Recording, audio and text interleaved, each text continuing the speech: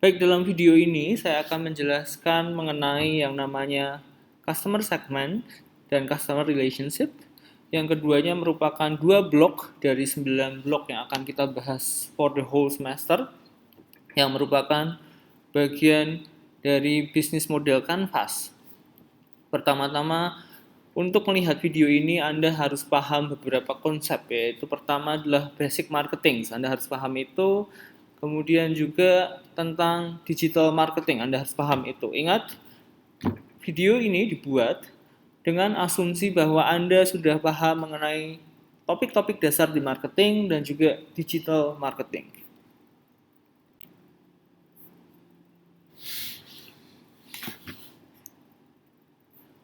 Pertama, jika kita bicara soal customer itu ada di sini. Yang paling kanan, yang gambarnya orang. Kemudian kalau kita bicara soal customer relationship, itu ada di blok nomor 4 yang disimbolkan dengan icon hati. Oke, customer adalah gambar orang, kemudian customer relationship adalah gambar hati. Ingat bahwa saya sudah mengatakan bahwa untuk kita bisa memahami topik ini, kita harus pertama ingat tentang dasar-dasar marketing dan digital marketing. Karena apa? Jika kita bicara soal customer dan bagaimana membangun long-term relationships atau hubungan jangka panjang dengan mereka, itu semua tercover di marketing activity atau marketing effort sebuah perusahaan. Maka dari itu ini sangat penting. Ingat, ini adalah mata kuliah semester 5, maka tolong kalian harus sudah mengetahui konsep-konsep dasar itu. Sekali lagi saya ingatkan, kalian harus langsung saja saya masuk ke blok pertama untuk video ini yang akan kita bahas, yaitu customer segments. Ingat, saya selalu bilang bahwa customer adalah jantung. Ingat bahwa heart itu bukan hati, tapi heart itu kalau kita bicara soal organ sebenarnya adalah jantung, dan jantung adalah organ utama untuk sebuah manusia hidup. Nah, ini sama dengan bisnis. Jika bisnis tidak mempunyai customer, maka pada akhirnya bisnis tersebut akan bangkrut. Maka di sini ada statement bahwa customers comprise the heart of any business model. Karena tanpa adanya customer, berarti bisnis modelnya nggak bakal jalan. Kemudian kalau kita bilang soal customer, kita bicara soal orang, ingat customer itu adalah orang atau manusia, maka kita bisa mengkelompok-kelompokkan orang tersebut dari berbagai atribut. Contohnya bisa berdasarkan perilakunya yang sama apa, atau kebutuhan mereka apa, atau banyak lagi. Bisa dari aspek demografik seperti umur, seks, pendidikan, tapi bisa juga lebih dari itu, yaitu lebih ke deep level, yaitu ekspektasi mereka, value mereka, kemudian common behavior-nya apa, itu lebih ke deep level. Kemudian kalian sebagai pemilik bisnis atau sebagai seseorang yang menjalankan bisnis harus bertanya, oke, kalau banyak orang di sini atau setiap orang itu punya hal-hal yang unik sehingga kita bisa mengkelompok-kelompokkan mereka, mana yang akan saya target sebagai customer saya atau mana kelompok orang yang akan saya target untuk saya tawarkan produk saya. Itu yang dinamakan target market. Ingat, ini berarti adalah menyentuh konsep yang namanya segmenting, targeting, positioning. Pada saat kita mengelompok-kelompokkan orang menjadi sebuah grup dengan karakteristik yang sama, kita melakukan yang namanya segmenting. Kemudian pada saat kita memilih satu atau lebih kelompok untuk kita layani sebagai customer, maka itu kita melakukan yang namanya targeting. Kemudian saat kita mendefinisikan kita ingin dipandang apa atau produk kita ingin dipandang apa oleh customer yang sudah kita layani, itu kita melakukan yang namanya positioning. Maka dari itu, sebelum kalian berbisnis, kalian harus sadar dulu. Pertanyaannya, konsumenmu itu siapa? Atau pelangganmu itu siapa? Saya akan menggunakan istilah customer, consumers, dan juga pelanggan secara berurutan karena menurut saya itu definisinya sama dalam mata kuliah ini. Oke. Ingat, pertanyaan besarnya adalah siapa sih customer atau siapa sih pelangganmu gitu. Maka jika saya bertanya seperti ini, kamu harus bisa mendeskripsikan. Kalau saya minta siapa customermu, kamu harus bisa bilang mendeskripsikan satu orang atau satu sosok yang merupakan pelangganmu gitu. Kalau itu target marketmu lebih dari satu. Tapi kalau target marketmu multiple target market, maka itu bisa berbagai macam.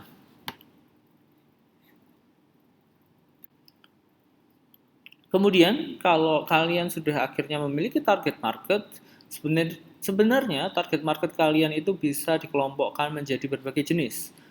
Sesuai yang ada di buku, kita mempunyai 5 jenis market atau pasar. Ingat, pasar di sini definisinya bukan lagi tempat bertemunya pembeli dan penjual, tapi pasar di sini artinya adalah kelompok dari pelanggan yang kalian layani atau pelanggan yang membeli produk kalian. Yang pertama yang paling mudah adalah mass market, berarti itu kalian melayani semua pasar. Kalian tidak begitu memperdulikan karakteristik karena produk kalian itu bisa dinikmati oleh semua kalangan. Contohnya di sini adalah Coca-Cola. Semua dari balita sampai orang tua bisa minum Coca-Cola karena mereka tidak mempunyai pasar yang spesifik. Artinya produk mereka itu adalah yang namanya one size fit all. Kemudian contoh lain adalah AirAsia, karena AirAsia itu sangat spesifik. Mereka target marketnya adalah semua orang yang membutuhkan pelayanan penerbangan yang murah tapi juga berkualitas, itu AirAsia. Makanya mereka adalah mass market begitu. Kemudian kebalikan dari mass market adalah niche market. Untuk niche market ini bahasa Indonesianya disebut sebagai ceruk pasar. Karena apa? Kok dibilang ceruk? Karena pasarnya itu sangat terbatas atau sangat kecil. Contohnya apa yang bisa saya berikan adalah yang namanya Java Jet Asia. Java Jet Asia itu adalah perusahaan yang memberikan servis rental jet atau rental pesawat jet.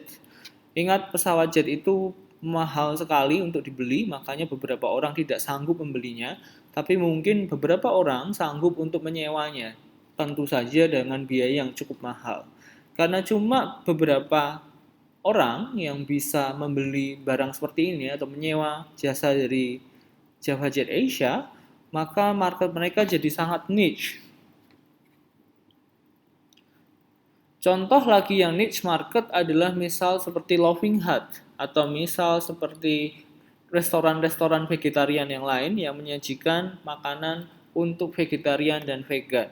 Yang itu tentunya bukan preferensi semua orang.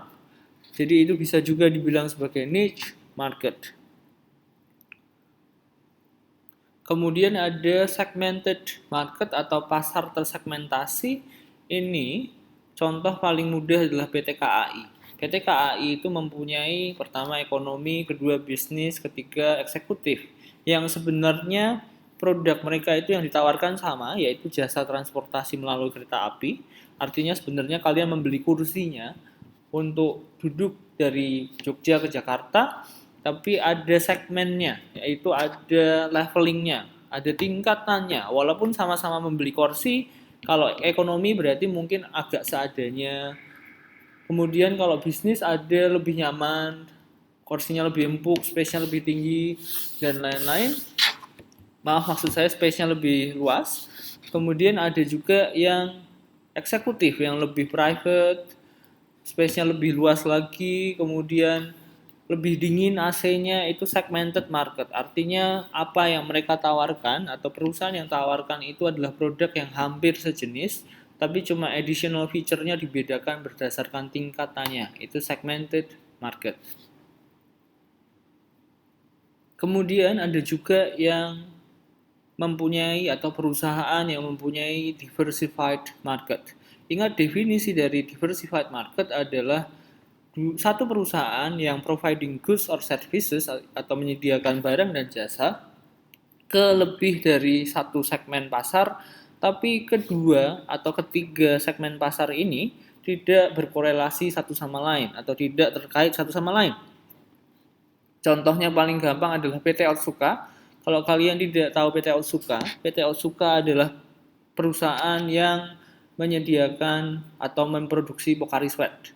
Mereka punya dua pasar, yaitu pertama Pocari Sweat untuk kalian atau masyarakat in general, tapi juga mereka bisa menggunakan bahan yang sama dengan yang digunakan Pocari Sweat untuk membuat infus, yang tentunya kalian nggak mungkin beli infus, tapi yang beli infus adalah rumah sakit dan dokter. Nah, keduanya itu tidak mempunyai kaitan. Maksudnya satu rumah sakit, satu konsumen general. Tidak ada kaitan sama sekali. Maka ini disebut sebagai diversified market.